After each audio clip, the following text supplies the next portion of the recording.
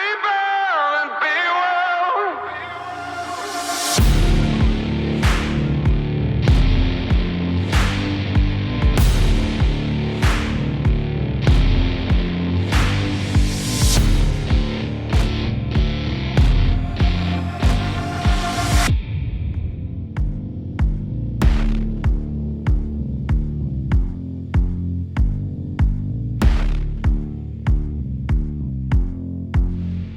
Bill Williams is an executive leadership team member and executive vice president of the Ameriprise Independent Advisors.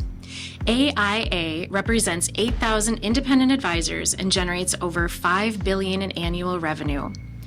Bill joined Ameriprise in 1989 as an advisor in the Boston area and was named to the President's Advisory Council, comprised on the top 1% of all advisors, in his first year at the firm.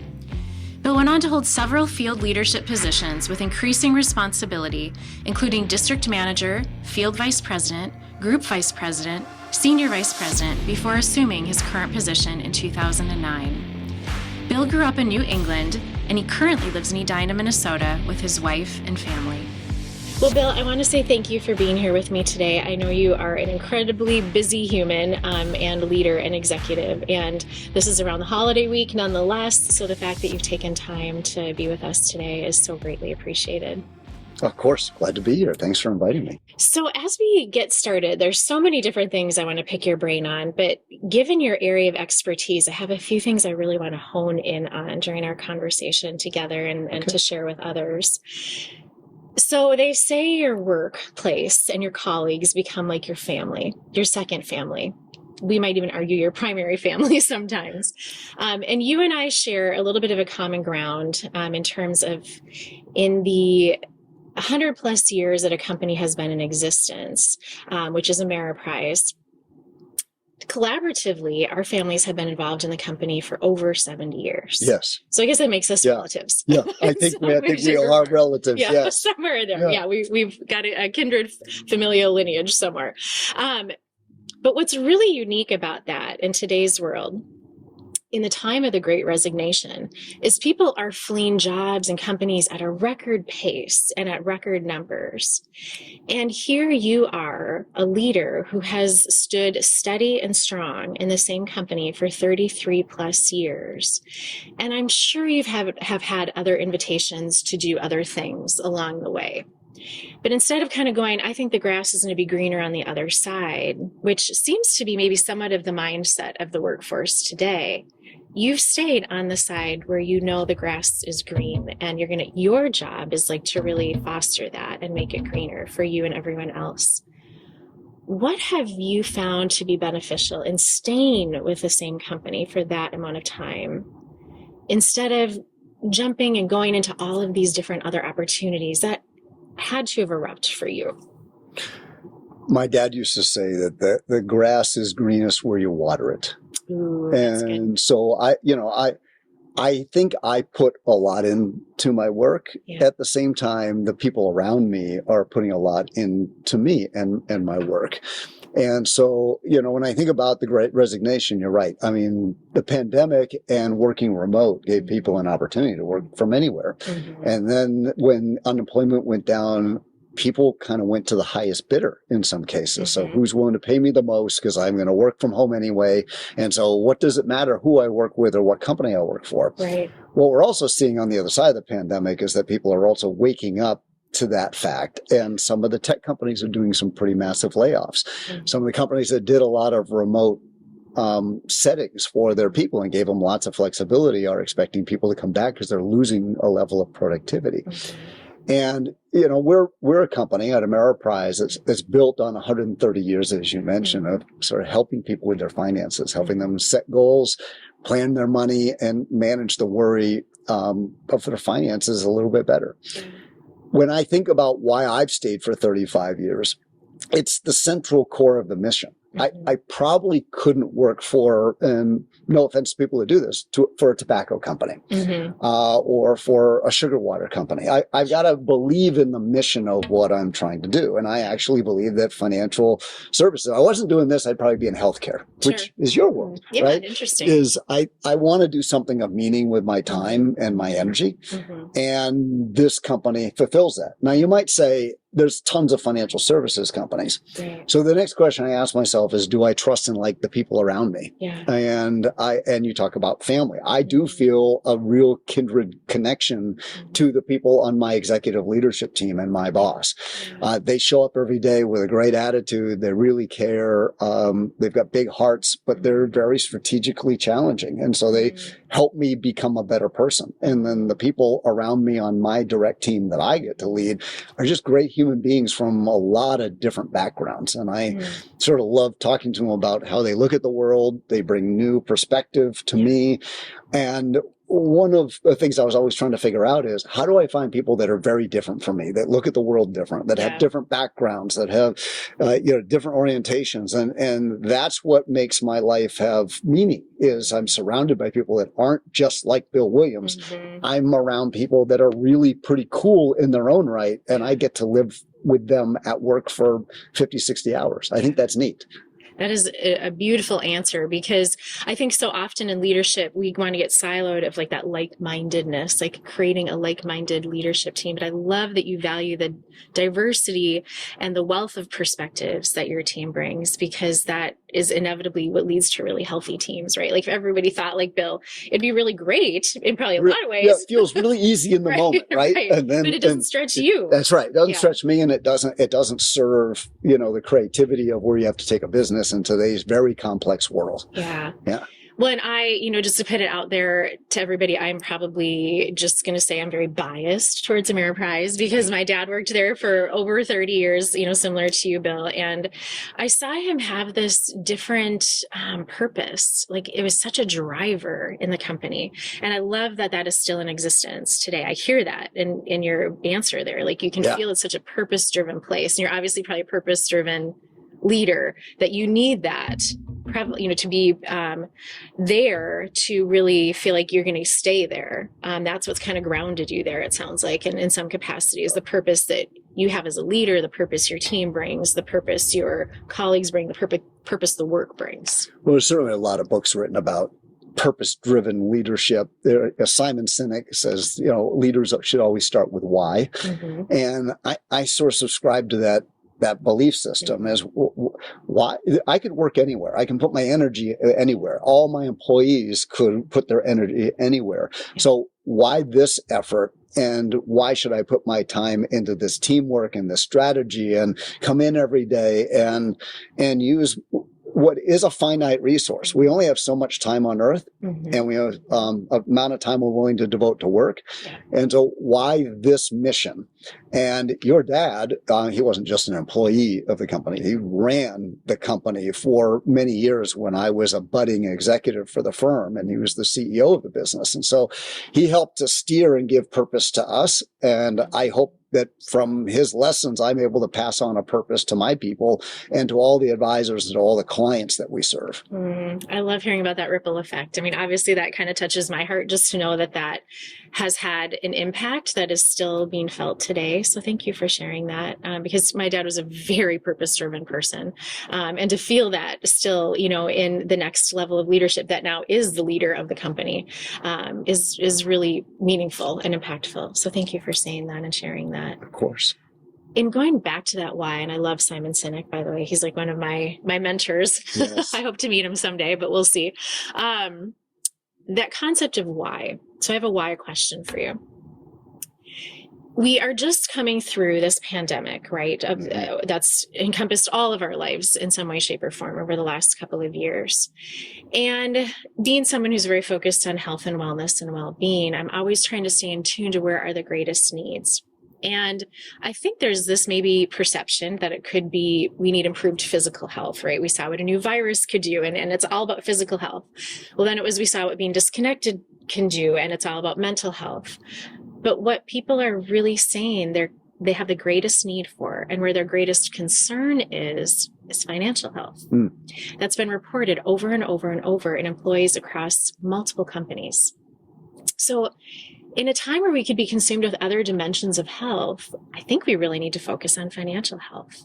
What does that look like, and why is that being expressed so strongly, do you think, right now in today's world? Well, first of all, I happen to agree with whatever study you're sort of referencing there, and the trend that many people are concerned about money. Mm-hmm. Now, I also believe that we're holistic beings, right? Yeah. So if there's a part of our life that's out of whack or stressful for us, it finds its way into other areas. Mm-hmm. So if my home life isn't great, it will impact how I perform at work. Yeah. If my work life is stressful and I'm not really well balanced, or I feel like I'm not respected there, it will find its way home. Mm-hmm. And if my physical well-being is not great, I won't have the energy to put into my home or work. Mm-hmm. If my spirituality or my values are being compromised in some way, then I'm not going to have, you get my point. Yeah. Finance is the same way. So if in the back of my head, I might be going to work every day and trying to focus on being productive at work, but if I'm really worried about paying the bills or saving enough money for retirement, or what do I do with the money that I've accumulated? Yeah. One of the things I've learned in 34 years of being connected to financial planning is, regardless of what level you're at, because I think there's this myth that once you accumulate enough money, you stop worrying about money. Mm-hmm. I have not experienced that in working with clients. Mm-hmm. When you don't have much money, you worry about getting more. Yeah. When you have a little bit of money, you start to ask yourself, am I doing what's right with it? Is it protected? When you have a lot of money, then you figure out, am I making a difference with it in the right way? Sure. And you worry about that. Worry is, I think, the predominant sort of emotion that people feel when it comes to their finances. Mm-hmm. And so then you ask yourself, well, what can you do to reduce worry? Right. And I would ask you, in other areas of your life, when you're worried about your health, Mm-hmm. when something doesn't feel right in your body and you know it, or you're feeling emotionally taxed and you know that you aren't solving it on your own, Right. what do you do? And I think there's several steps. One is write down what you believe you're worried about. Mm-hmm. Then you seek to share it with somebody else. Mm-hmm. And then you ask for help. Mm-hmm. And when you do those three things, suddenly stress begins to alleviate. It's when we hold it in Mm-hmm. and we think we're going to suffer alone, Mm-hmm. either physically, emotionally, or with our finances. That's when things get bad. Yeah. And so one of the things that our company does is it provides an outlet for somebody to come in and share what they're concerned about, share what their goals are, share what they think about money and what their worries are. We then create a plan, a long-term lifetime plan of what you want to achieve. Mm-hmm. And then we help you make better decisions with your money. The other thing we help you do is stop beating yourself up over past decisions. It's so helpful and good and important. Yeah. Yeah. And so I like to say that as humans, we should have all over ourselves. Right. Yes. I should have bought that stock. I should have sold that stock. I should have saved more money. Right. It's and it useless. can get you nowhere. It can get you nowhere. Yeah. So Yeah. we've got to sort of figure out where do we go from here? Yeah. Let's take an accounting of where we stand. How much have you saved? What's your debt situation? Where's the money today? And what's the best decision we can make at this moment, given the facts, Yeah. for the future? Yeah. Once we have a plan and once we have somebody to guide us, suddenly we've transferred our stress into the plan and into somebody else, and we can move forward with the more productive, fun things in our life, like family, friends, work, things along that line. Free ourselves from that worry. That's right. Right. And That's right. the indirect and direct impacts of financial worry and stress probably manifest themselves in every other paradigm of health. Is that correct? Like, do you see people come in and their financial worries and stress are so deep that it might be impacting like their physical health, their relationships, their emotional well-being? You are hitting on that perfectly. In fact, all the studies would suggest that one of the number one reasons for divorces is financial stress. Yeah. If you look at why people say, I don't work out or I don't exercise or I don't seem to eat right, it's because I'm worried and I can't make the time to do that because my brain tells me I can't make the time because I've got to go solve some problem I haven't identified. And it does link back to money many, many times. Yeah, I can see that. I mean, even just sitting here talking to you, I'm like, okay, the dots are connecting for me even. And financial worry is so, anytime you've had that place of financial stress, there's honestly like it's one of the worst It's things. It's deep and it's overwhelming. dark. Right. And so your planners, I would imagine, have to become almost like coaches / counselors / advocates / all of it. And so how do you ensure that they maintain their own sense of health when they are working with people who are bringing up such a vulnerable spot, and in theory, they're having to really take a lot of that weight off, which you can kind of say is exactly what personal trainers are doing. It's what nurses are doing. It's what doctors are doing. It's what mental health counselors are doing. Like, you're trying to take worry off someone. Yeah. Your planners are really doing the same thing. How do you ensure that in the midst of absorbing people's other things, that they stay healthy and well themselves? That's hard to do, right? Yeah. One of the things that your dad actually used to say is that we have advisors who have the mind of capitalists, but yet the heart of social workers. Oh, I love that. Right. And I remember him saying that, right? And so you're right. It's almost like this combination of knowing the stock market and how to invest and compounding of interest and all of those things that you need to know to be a good, quote, financial advisor from a technical aspect. Yeah. But so much more of your work is on the social worker, understand somebody else, what drives them to think about their money in a particular way, how do they spend their money, why do they spend their money that way, what are they saving for in goals, why are those goals important? Right. But you're also absorbing a lot of people's sort of fears, emotions, and concerns about their money. And if you do that 8 to 10 times every day, it can't help but take a bit of a toll on you. Plus, what you're also managing are so many things outside of your control. You don't control interest rates. Where we saw during the pandemic, if you own CDs or were on fixed income, the interest rates got very low. You don't control the stock market, which is moving around all the time. You don't control other people's spending habits. So you can coach a client to do certain things in a plan, but they may not follow it. So there's so many things outside of an advisor's control that what I try to teach them to do is figure out what is in their control. And so we use this tool that I like to call the 4 blocker. So how do you make sure that you think about what's most important to you in your friends and family group, and what would it look like to be a great friend or a great spouse or a great father, et cetera, or mother? And let's outline what that looks like and be thoughtful of it throughout the year. Right. The next thing is your work. What does being meaningful at work look like? And most of my financial advisors are leaders of a small team. Sure. And so what's being a good leader look like? Yep. And then how do you show up for your clients? And what does that look like? And so let's define that. And then you've got sort of the physical. How do you take care of yourself? Are you eating right? Are you getting the right amount of sleep? Are you working out? Are you stretching? Are you doing things that sort of keep your body healthy? And then how do you recharge and connect back to your spirituality, if that recharges you, or your values? Right. And if you do those 4 things, generally what you're trying to do is manage your energy. You can't show up day in and day out for client after client after client unless you've got good energy. And so to me, it's all about energy management.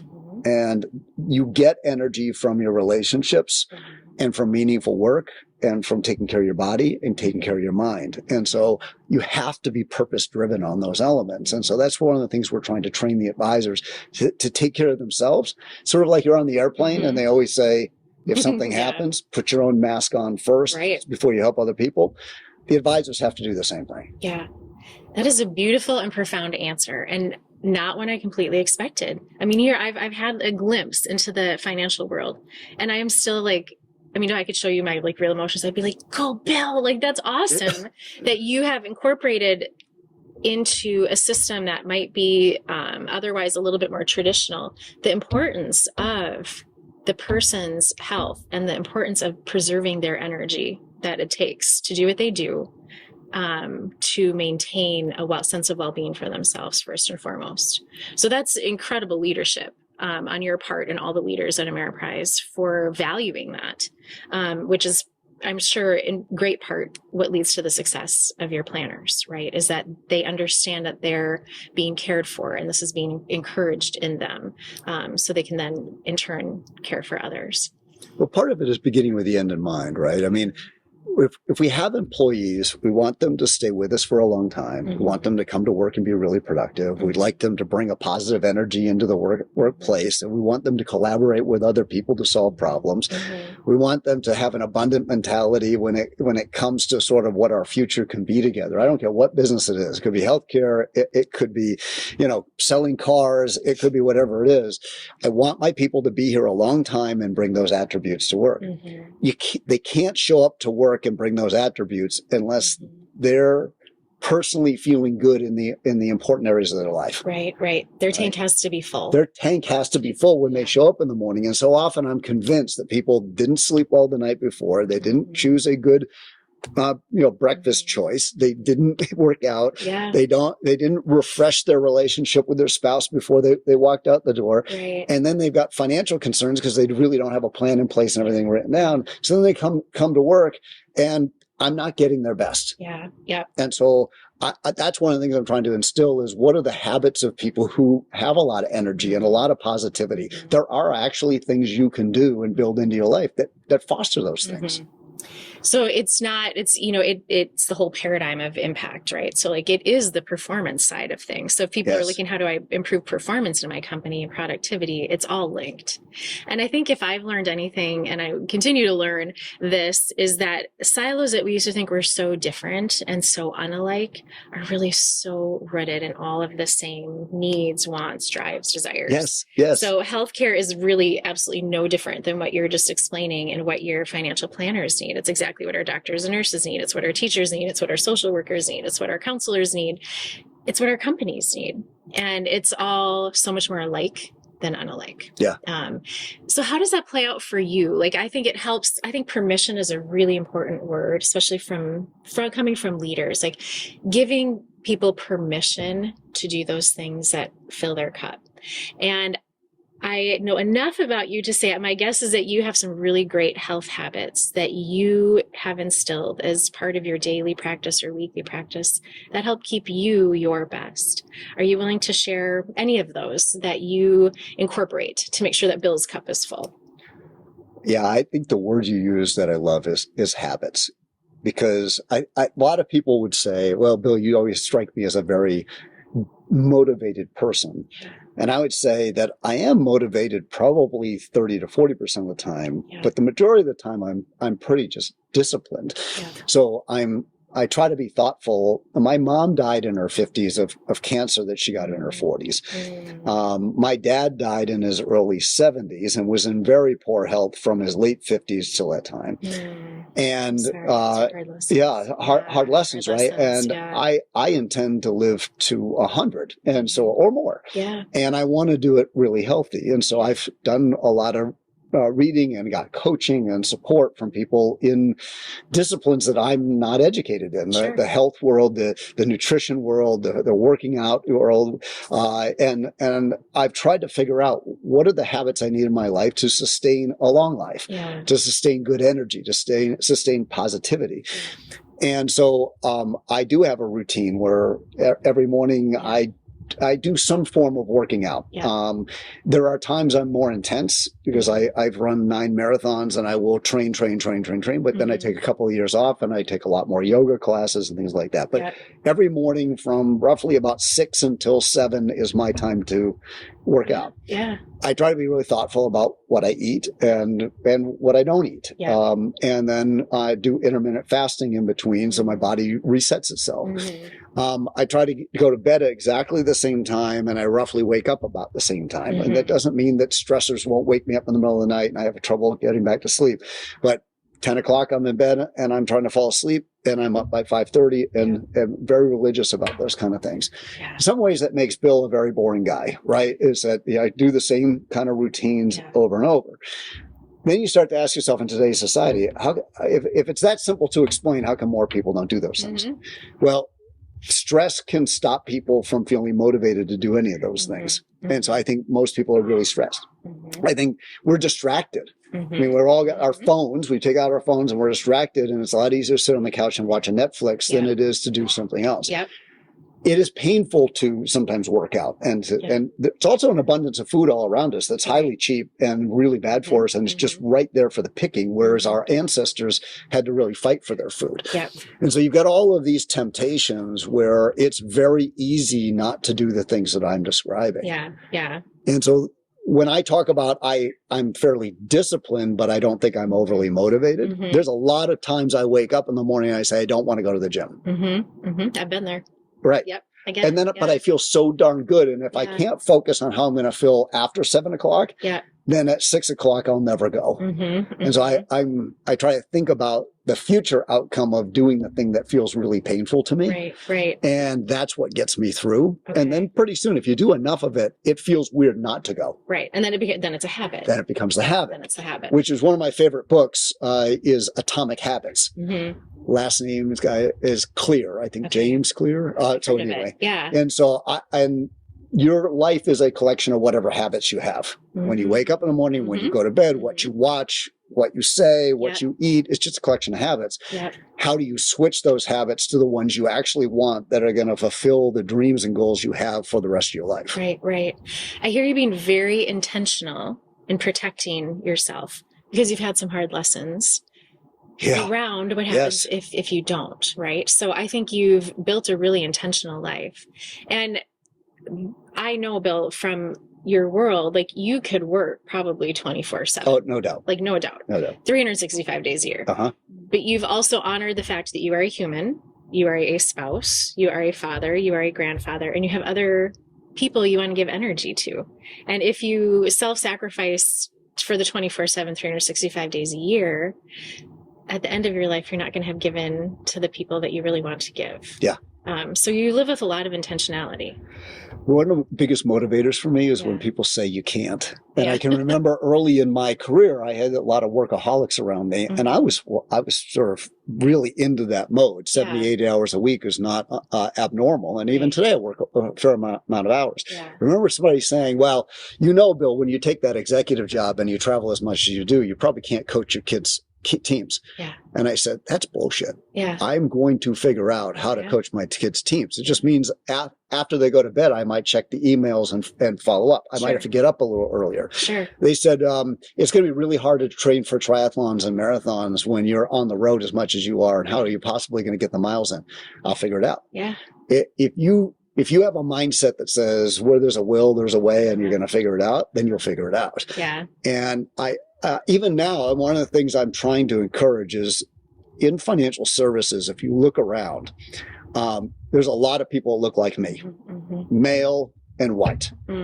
Yet the population of the United States is not male and white. And if you look at where the money is and where the opportunity is to advise people with money, it's in communities of color. It's in, the money is trending more female. I've got to figure out how I get more women financial advisors in because they're fantastic and more women into leadership. And we've done a lot of that. But part of it is getting them to break some of their stereotypes of, I see that I first of all, I don't fit in the room. And so what's the seat at the table? But secondly, well, I guess I couldn't be a good mom, or I couldn't be somebody who contributes to my community, or I couldn't do X, Y, and Z if I took that job because you have to work so hard, because that's what I see everybody else doing. And I call BS on that each time. And I go, if you're willing to say no to certain things and you're clear on what your values are and where your day stops and ends, you can get a lot done in the time you're willing to devote to work. And nobody's going to criticize you if you say, I'm going to be at my son's ball game, or I'm going to be there for my kids when they get home. It may not be all the time, but you can figure out how to do it. And if you're at a company that doesn't support that, you're at the wrong company. We'll return to Rebel and Be Well in just a moment, but first, a few words about our sponsors. I want to say a special thank you to everyone at Self-Esteem Brands. We are grateful for the recording space and support you have provided to our podcast platform and team. You can find more information about Self-Esteem Brands in the show notes. We appreciate and savor every sip of Dry Farm wines during our podcast conversations and every event at the Point Retreats. To find out more about Dry Farm wines, find their link in our show notes. Thank you, Paddle North, for being our preferred Minnesota-based brand and company. We honor every memorable paddle. To find out more information about Paddle North, find their link in our show notes. The Point Retreats and Rentals is situated roughly 30 minutes outside Brainerd, Minnesota. The property's private peninsula boasts over 1,500 feet of stunning shoreline spanning 3 lakes on the pristine Whitefish chain of lakes. Whether you need time to renew, reset, or reconnect, we have a space that can host your family, group, or team. Click on the show notes to find out more about the Point Retreats and the Point Rentals.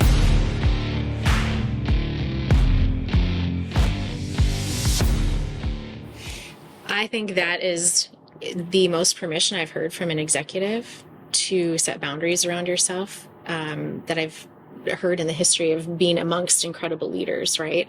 And that I know took some fighting through, and probably a few you can't, right? To be like, Yes. no, but I can. Yes. And so you've just given a lot of people permission to say, I can do that. Like, you can have a really successful career, and I can be a really healthy, well-rounded individual. And playing upon what you just shared, you know, I will tell you about it. One of the last conversations I had with my dad, and he could see that I had some leadership drive. Yeah. And I was in the corporate healthcare space at the time. But he also could see that I so didn't want to miss anything of my kid's life. And I was trying to reconcile the two spaces and maybe not doing it great, probably leaning towards what I had observed for a lot of early years of my dad's life, which was the workaholic side. Right. Your vision of what an executive was him was like, working nonstop. Absolutely. And I'm like, well, if I don't do that, then I can't get here. And he said, you know, Christa, he said, just be really mindful, because if I've learned anything, leadership takes sacrifices, and I maybe haven't always shown you the right ones to make. He's like, and I'm going to show you now, but just keep that in balance and in check. And I was like, I didn't even understand 100% what he was saying at the time. I had an inkling, but as we had more time to spend together in his last few years of life, I really understood what he was trying to tell me. And it was kind of that, don't do as I did, because it didn't, at least in his early years, because it came with a price tag. And he's like, you know, and I realized in my second half of my career, I could do it differently. Yes. And I don't know how many years you spent in both camps of, you know, wrestling and rectifying that, but it seems like you learned that pretty early on. Well, you know, because I started work right out of college and even in college. Yeah. So probably age 21 through 40. Yeah. I was just nonstop, very intense bill. And then, you know, at age 40, and as my kids started to, you know, get to the age where they needed me more, and I'd gone through a divorce. Yeah. And so you start to go, well, how do I want things to be different? Yeah. And so you make different choices. Yeah. And pain is a good teacher. Yeah, pain is a very good teacher. You know? An And so- unfortunate one, but exactly. a necessary one. Yeah. Yeah. And one of the things I try to tell myself now is I need to be the example that others would want to follow for the longevity. I want people not to burn out in a couple of years or say, I can only do this for a few years because I want them to be in their roles a long time. I want them to be loyal to the company because the company was loyal to them and I was loyal to them. And every company is just a collection of people. Yeah. So when you say the company was either loyal to me or not, what you're really saying is the people at that company made choices to support me and my goals. I want to be a leader that supports people in their goals. I still have goals to achieve, and I think there's room for both if we communicate and we talk about it and we plan and we're disciplined. I could not agree more. And I want to ask you this. You know, I come from a culture of healthcare where I think it's probably a lot. I mean, you're in a Fortune 500 company. The responsibilities are enormous. Healthcare could argue the same thing, right? You have life and death every day, all the time. I'm dealing with people's life savings. And that's exactly what it is. I mean, they're so much more alike than different. And I think it's hard to put dollars in a company that deals with life and death, because it always feels a little conflicted, right? Yeah. And it's hard for people to even come out and say, I'm going to attach a dollar with quality of life or quality of death. I mean, it's kind of like this unspoken elephant in the room. We all know that's what we're talking about when we're talking money and healthcare. But I see that kind of translating to just money conversations in general. It's kind of like this elephant in the room that nobody really wants to talk about, and everybody kind of wants to pretend like, I got it, and let's just not talk about this. And I've done that. how do you encourage people to really like talk about these tough issues that they want to say, I can't? You're kind of driven by the, I can't. When people are like, I can't go there. Like, I can't do this. I mean, healthcare does this all the time where they're like, I can't put money here or here or here for various reasons. If someone walks in your office and says, you can tell they want to do this, but they just don't feel like they can because they're a little embarrassed, stressed, shamed, worried. Like, how do you help them navigate that to be a place where it's like, no, you can. Like, you can talk about this, and we can change your health here, and we can change your trajectory here. And everybody's comfort level at talking about death or treatment or diagnosis or financial matters are all over the place. Some people are open books and very in tune with how they're feeling about things, and others, I've been taught that we don't talk about this with strangers. And so I think it starts trying to meet the person where they are and having a really curious mind. And so tell me why you can't, or tell me what's held you back in the past. And you keep going deeper with the questions until you get to sort of the underlying set of emotions. The greatest gift that somebody can give another human being is the sense that they are understood at a deeper level. I think that's true in leadership. I think it's true when you're a doctor or a nurse, and I think it's true when you are managing somebody's life savings is, do I really understand you? Do I understand your motives around money and what drives you to want to save more money and what your biggest fears are around money? I guarantee they're rooted in a lot of how you grew up and what you experienced.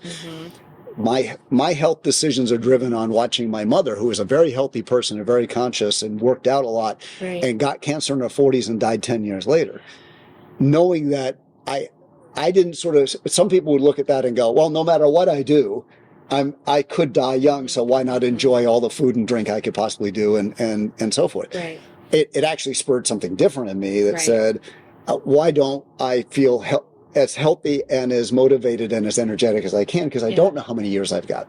There's two different ways to look at it. And I don't know if somebody helped me think that way, but likely some mentor in my life got me to think a little bit differently, because I've got siblings who looked at it exactly the opposite. Isn't that so interesting? That's so amazing how you can have the same gene pool and people just take that experience and go down different paths. In two different directions. And I think one of our job is sort of professionals, right, who are geared towards helping people, whether it's finance or health, is to get to your underlying root thinking. I get this model I try to teach my leaders called think, feel, do. What we think about and ruminate on controls how we feel. How we feel controls what we're willing to do with our time. And so how do you manifest a sense of confidence and positivity towards the future so that you can go do more of the things that will help you get what you want in your life? And it starts with the thoughts running through your head. And it's the self-talk that's going on in there. If I can't draw out what's running through your head about your money, or about your life, or about what's important to you, I can't possibly influence the rest. Very true. I mean, you have to start there. Right? And so if I can get to know you at a more human level, which really is your emotional state when you think about various things having to do with money or health or whatever it is, or in leadership, what you're thinking about your job or coming into work every day, or, can I really explore that? If I can get to that, then I can help change the rest. You figured out something that we really need to adopt in healthcare. And I'm going to make a little bit of a generalization with a disclaimer that certainly there's people that do this better than others. But we rarely walk into a patient's room and say, well, what are your goals? And what do you want out of this? And how can I help you make that think, see, do connection, right?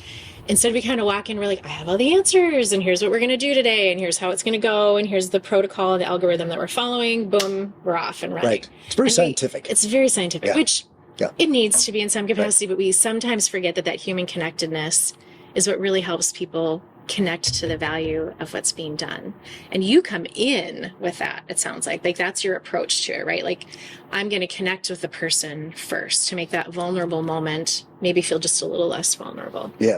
Which is imperative in all kinds of coaching, whether it's financial or it's health related or it's, social, emotional, relational, but to really understand what's going to drive that person versus your agenda.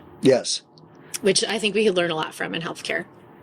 And then, so you then ask yourself, we talk about, so in the leadership business world, we talk about the balance between management and leadership.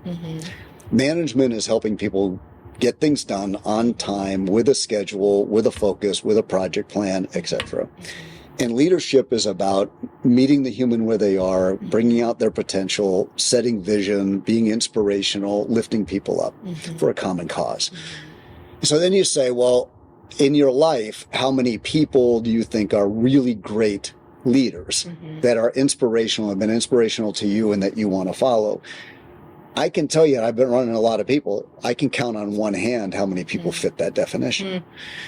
I found a lot of managers in the world. Yes. So why do most people gravitate to management? Yeah. And which is basically command and control. We're going to plan out what I want you to do, when I want you to do it, and we're going to put it down on paper, and I expect you to get it done.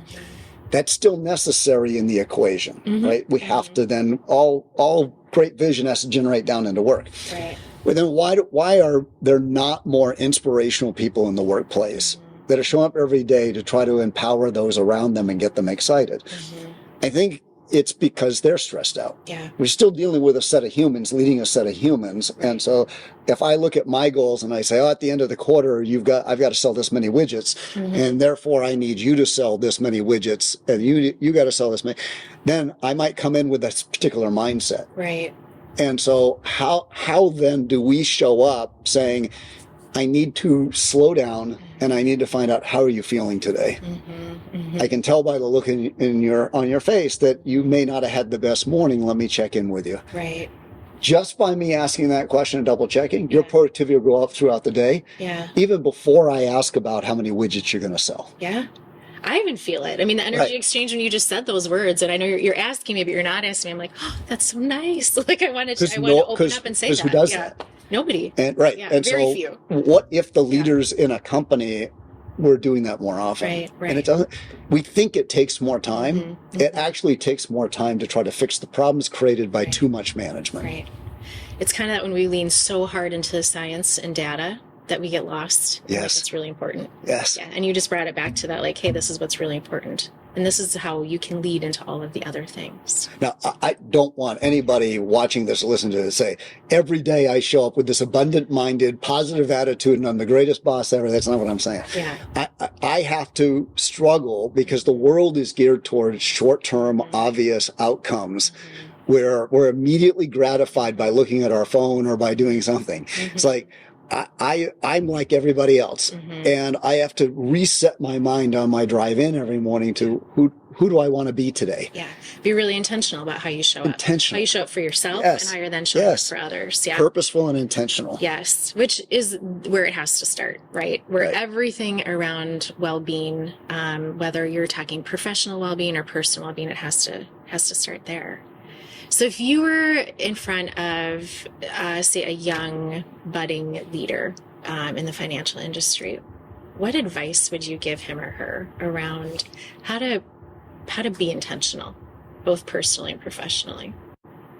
I would say, first of all, there is no silver bullet, and so you got to realize that careers aren't built on a single year, or a single project, or, so recognize that what you're going to build is a collection of experiences over time. Yeah.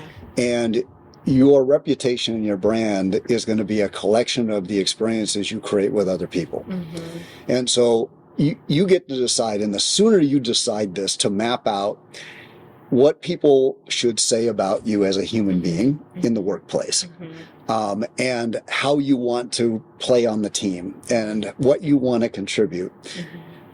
You get to decide that. Yeah. And the clearer you are on paper and in description and in your brain on the vision of the person you want to be, the more powerful a leader you're going to be, because most people will gravitate to that because you're the one who's got it together and you're embodying that.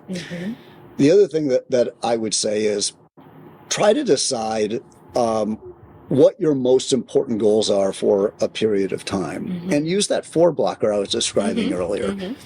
plan out what does it mean to be, a great friend, a great spouse, a great son, daughter, whatever it is. Right. What does it mean to be productive at work? And what would be meaningful if I look back in time? Right. And then are you bringing your best energy to work? Yeah. Work ends up consuming for 40 years of our life, a lot of our time. Yeah. And so do you believe in the company you work for? Do you believe in the mission? Are you able to connect your work to the mission? Or do you feel like you're just a cog in the machine? Sure. If you feel like you're a cog in the machine, you got to ask yourself, can I change that? If I can't change that, then am I at the right company? Right. So find a company you believe in, a mission you believe in. Yeah. Surround yourself with people that you can learn from Yeah. and where you feel like they respect and believe in you. If those parts of the equation are there, Yeah. and you're bringing your best self to work, Yeah. good things are going to happen for Yeah. you. You've got to have the hard conversations. If you make this just about a paycheck, you will lose in the end. And the hard conversations are with yourself. Yes. We always assume they're with someone else, but Right. really it starts with yourself. So insightful. Yeah. It's exactly Yeah. it. Now you can bounce it off other people and use them as a sounding board out loud. Like, let me just explain what I'm trying to do with my career and the company I work for and the mission I'm trying to do and so forth, and have other people be a sounding board that you trust. But you've got to be your best counsel. Yeah. And can I ask, so you've done a lot of that work yourself. I can hear that. I can see that. I can feel that in the energy that you give off. You mentioned 5 people. I mean, kind of just giving a round number, but being your kind of mentors, right, in life. Can you share who that might be or what they taught you that has just carried and resonated to being the person that you are here with me today? So at work, there was this gentleman for many years, a man named Doug Lennick. Doug taught me that there can be this balance between driving a successful business and being a really good human being. I'd always sort of thought about being in business meant you had to be ruthless all the time and you had to be just disciplined all the time and you couldn't show emotion and you couldn't find balance and it was just work. And he taught me that you can work hard and then you can be really thoughtful about your life and so forth. I've learned from my stepdad who ran I grew up on a small hobby farm in the middle of Vermont, in the middle of nowhere, as the oldest of 6 kids. And my dad fed the family running a small printing company. He was very disciplined. He would be up early, before the sun, he'd be in the shop, he'd be doing his printing, and he was a great customer service guy, and he cared deeply about his customers and doing a good job and the quality of his work, and he put in the extra effort. But he also had this infectious sort of positive attitude where no matter what he was doing, he'd find a way to make it fun, even the most mundane task. My mother, through all of her cancer, was always very positive and very inspirational. And so I watched somebody go through hell and choose their attitude. And so I learned from that. So I think that I don't necessarily have this person I put on this pedestal and go, they taught me everything I know. Sure. I've tried to be a student of picking up a little bit from a lot of people I've interacted with. There's this guy named Larry Post who first hired me out of college. He was in the military and he flew airplanes and he was very disciplined with his checklist and his focus and what he had to get done and his numbers. And I learned a lot from that. And my current boss is just an incredible strategic leader, and his ability to synthesize so much data into a strategy and then galvanize people around it. Just amazing. Each person I come in contact with, I'm trying to figure out, okay, what do they do uniquely well that I can learn from? Right. And so I wish I could answer your question with here's the 1 or 2 people, but I feel like I try to be a student of what can I learn from each person I'm with. Which is a really beautiful outlook. And I think it's a space where you probably are a teacher to thousands, right, in what you do. And yet, I love that you're still a student at heart. So you still are looking at all of these life experiences unfolding around you and trying to gain continuous insight and wisdom. And I understand and can resonate with the journey, with your mom. And I know that's a very heartfelt and hard one. And teaches you a lot of great lessons. And then I look at someone like Doug, who I happen to know also, and he's that just heart-centered leader who has so much emotional intelligence and has written books on emotional intelligence that teaches you, how to make sure you don't ever lose that human side of you, no matter where you're walking through life, which I see and I feel in everything that you're saying and sharing here, which is another beautiful lesson, right, to learn that you've taken. So if you put one mantra on your desk or quote, what would it be? What's like, this represents me. I have one, and I don't know if it's, going to be great for everybody here, but,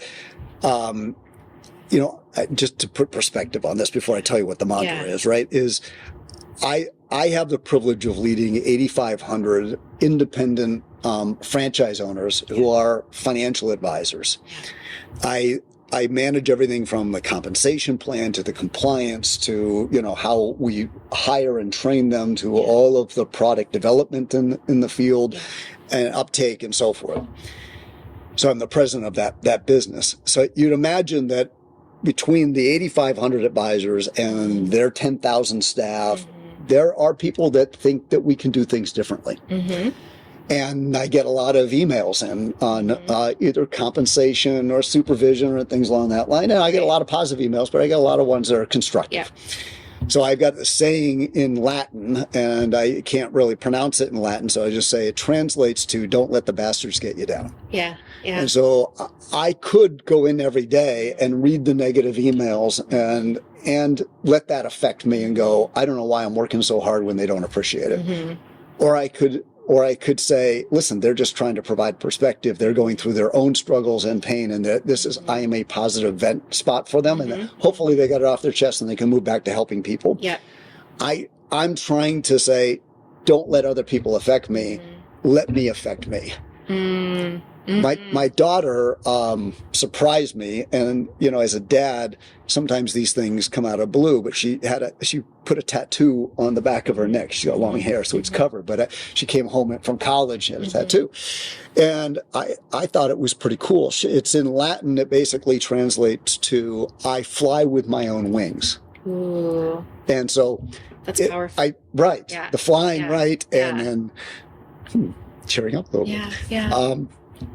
So I put those two together, and it's about self-reliance and choice, and the idea of flight, right, is liftoff and freedom and set of outcomes that are really cool because you're sort of choosing your own path and you're doing it under your own power, but it doesn't mean you have to do it alone. Right, and probably as her dad, that's one of the things you wanted to incorporate in her, right? Is that gift of being able to go fly someday, out of your care, out of your nest, completely. Out of your and she did it. She did it. And she did it so strongly that she put it on her body for forever. Yeah. Which is a strong testimony to both her and you. Yeah. Well, thanks. I appreciate that. I think it's more testament to her. Yeah. Well, that's beautiful. I appreciate you sharing that. Is that a tattoo you'd put on your body? Because we're supposed to be in the tattoo parlor today. So I'm still plans, but we're here in the boardroom. So do you have a tattoo you would put on your body? If I did, it would probably be something that when I look at it, it gives me a level of, centeredness or inspiration. And I do think that one of my jobs is to provide direction to people. So there might, maybe... something along that line. And also, I had this sculpture done a while ago where it's this cowboy who's got his rope around a calf that's stuck in the mud, and the calf is clearly straining. The cowboy's straining. The horse that the cowboy is on is straining, and he's trying to free the calf and lift him up. And it always struck me as I felt like it's a metaphor for my job, right? I'm trying to unstick processes. I'm trying to unstick people. I'm trying to help motivate them. I'm trying to lift them up and I have a different perspective. I'm sitting in a different spot. The cowboy's sitting on his own horse. Maybe it has something to do with that. Yeah, I can see that. And so, that would probably be something I would incorporate. It's still maybe unfolding, but it might get there. Exactly. Yeah, I'm sorry. It's such a long answer to a simple question of what tattoo would you put on your body, but it would have to involve that because I think that's my job. You're an intentional person, so I would imagine any tattoo you're going to get is going to be very intentional. It's not something you're going to put on just like, I think I'll get this today. It's going to have a lot of meaning and purpose. Yeah. Which I think that's a beautiful answer. And I can see that. You've gone through everything you just described in that vision of maybe a potential tattoo in your life playing out. So I can see where that would, be something that's going to continue to evolve for you and may present itself. It might. Yeah. I put the name of my dad's book on my Oh, on you a did? tattoo. Yep, to win, play boldly. Oh, I love it. In his handwriting. That's neat. Yeah. So you never know where tattoos can end up. I'm just telling you as a dad and a grandpa. Yeah, it could We be. are, the whole family has I it love now. it. And I don't know if that would make him turn over in his grave or be like, all right. I think he'd go all right. But yeah. Knowing him, he'd go all right. Yeah. Well, Bill, thank you for this incredible conversation and just for connecting with us here at Self-Esteem Brand Headquarters with the Whole Point team today. I know your time is valuable and you shared an incredible amount of yourself, your wisdom, everything that you've learned as both a teacher and a student, and it has incredible value. So I just want to say thank you. Thank you, my friend. It's so appreciated. I appreciate the invite. Yeah. Humbled by the opportunity. Well, and hopefully we'll have more conversations ahead, but just please know how much gratitude I hold for this one. So thank you, Bill. Yeah. I feel the same way. Yeah. Thanks for having me. Thank you. I want to say a special thank you to everyone at Self-Esteem Brands, the parent company of Anytime Fitness, Waxing the City, Bar Method, Stronger You Nutrition, and Base Camp Fitness. We are grateful for the recording space and support you have provided to our podcast platform and team. You are a true example of what it means to rebel and be well. You can learn more about Self-Esteem Brands via the link shared in the show notes below. We appreciate and savor every sip of Dry Farm wines during our podcast conversations and every event at the Point Retreats. As a health and wellness platform, we are grateful to have a pure and unique wine that is free of sugar and additives, grown on small family farms, and brings a bright and soulful and vibrant glass of wine to share with the community we love. Cheers to our Dry Farm wine friends and family. You can learn more and order your own bottles of Dry Farm wine by clicking the link provided in the show notes below. That simple and serene moment when we glide across the lake at the Point Retreats on our Paddle North paddleboard is one of the most cherished moments. It's a gift when we and our guests blend into nature and lose track of time and space as we soar across the pristine Whitefish chain of lakes. Thank you, Paddle North, for being our preferred Minnesota-based brand and company. We honor every memorable paddle that brings great clarity and balance. Click on the link provided in the show notes below to see all the incredible lake gear available with Paddle North. The Point Retreats and Rentals is situated roughly 30 minutes outside Brainerd, Minnesota. The property's private peninsula boasts over 1,500 feet of stunning shoreline, spanning 3 lakes on the Whitefish chain of lakes. The Point property is owned by 2 purpose-driven leaders who share a strong desire to lead others to optimal health and well-being. Our team believes in proactive, modern-day health, shifting our mindsets to valuing quality of life in the same capacity as we value quantity of life. We aim for every experience at the Point to enhance and deepen your whole being health by providing many opportunities for well care during your stay. Whether you need time to renew, reset, or reconnect, we have a space that can host your family, group, or team. Click on the show notes below to find out more about the Point Retreats and the Point Rentals.